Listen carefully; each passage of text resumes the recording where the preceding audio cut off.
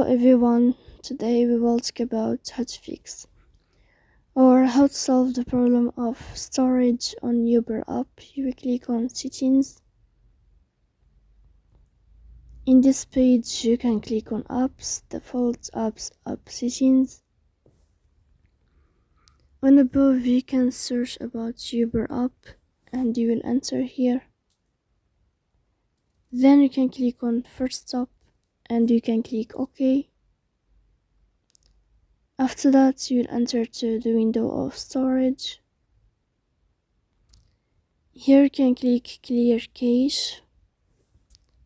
Don't click clear data because that can delete your account.